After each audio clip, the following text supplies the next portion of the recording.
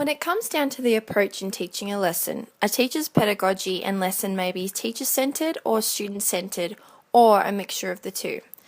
This is a table to highlight the difference between the two created by UConn.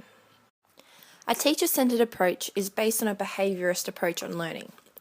Knowledge is being transmitted from the teacher to the students. Students are passively receiving information. Emphasis is on acquisition of knowledge outside the context in which it will be used. Teacher's role is to be primary information giver and primary evaluator. Teaching and assessing are separate. Assessment is used to monitor learning. Emphasis is on the right answers. Desired learning is assessed indirectly through the use of objectively scored tests. Focus is on a single discipline. Culture is competitive and individualistic, and only students are viewed as learners.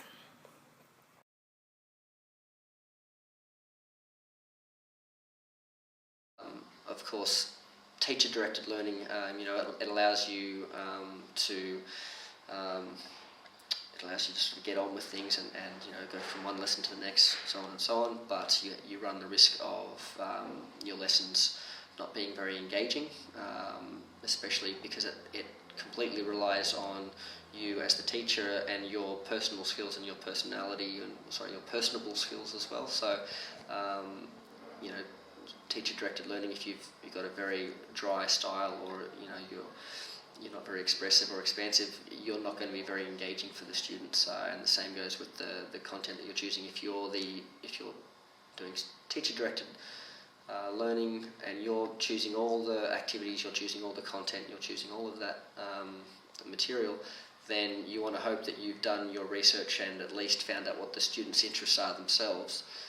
Otherwise, you run a great risk of really just losing the students before you even begin.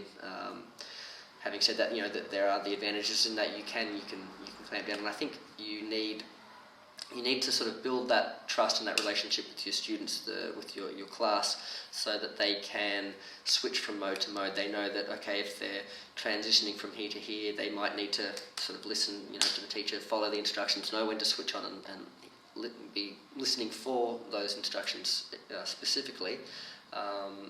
And other times they know that they don't necessarily have to be sort of keyed up to that and on the lookout for that. They can sort of get sort of lost in their own sort of group discussions or pair discussions and those sorts of things, and not have to be going from there. And that's why it's also helpful if you've got some little tricks as well, little routines or little transitional aids that you can use to help cue them into that, so that you're not always having to use stern methods, but you might have like a clap signal or a bell or a little rhyme that you might say, 1, 2, 3 eyes to me, and so they're not always having to listen out, but those little triggers, they hear that, and they might not be specifically listening for it, but it switches on a reaction to them. But that takes practice and routine, and it'll probably take you a good few weeks to get them sort of used to that sort of thing. So yeah. The student-centered approach comes mainly from a constructivist approach. The students are knowledge seekers and construct knowledge through gathering and synthesizing information and integrating it with the general skills of inquiry, communication, critical thinking, problem solving, and so on. Students are actively involved. Emphasis is on communicating and using knowledge effectively to address enduring and emerging issues and problems in real-life contexts. Desired learning is assessed directly through papers, projects, performances, and portfolios. The approach is compatible with interdisciplinary investigation. Culture is cooperative, collaborative, and supportive, and the teacher and the students learn together.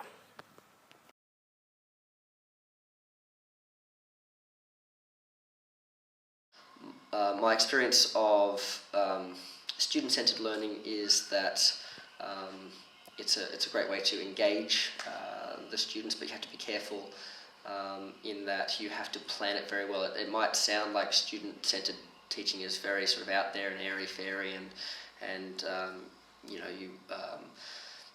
it's not very structured, but almost in the opposite. You have to have a very clever way of structuring the work in such a way that the students feel free and they feel that they're getting a lot of input. The debate between student-centered versus teacher-centered is prominent in the education system. However, they both have their strengths and weaknesses and can be employed in effective ways into different times of your program. One way to tell which style is more effective for the lesson is to ask prior to the lesson what will be happening and what you hope to achieve. For lessons that introduce a particular skill or lay a foundation for future thinking, your students will benefit from a teacher-centered approach, as you can deliver the new information explicitly whilst gathering students' prior knowledge on the topic at hand. For lessons that allow students to build on their skills and develop their understanding of a topic they are learning about, a student-centered approach may be effective. This is because students are able to be actively involved in their learning and approach the lesson in a collaboratively, cooperatively, and supportive manner with their peers. Students engage in experimenting and exploring instead of the teacher delivering the information to the students. By learning in a social context, students can build on their skills and understanding and use different methods that may not have been available if the lesson was teacher-centered. Student-centered learning requires us to understand what is happening in the classroom from the student's point of view and takes into account the experience and objectives of the students.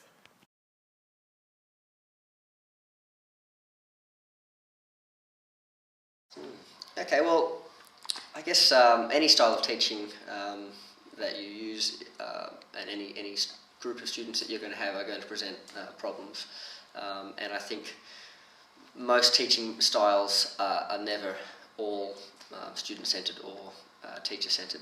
And I think that's because of the nature of the difficulties that you're going to face with either of those two extremes. And I think that's why most teachers and most teaching styles are a blend of the two.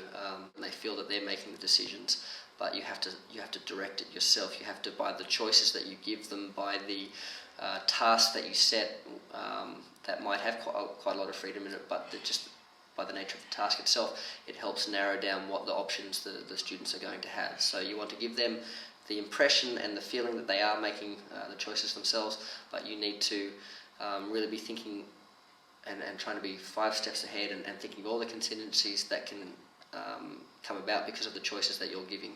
And I think that's probably the biggest hurdle of student-centered learning is it's very expansive. You have to really think of all the possibilities, X, Y, and Z, rather than just if I teach this, this will happen. You have to be really prepared. It takes, I think, extra preparation to achieve that, and I think that's why it's probably the less seen of the two styles, I guess, or the two extremes.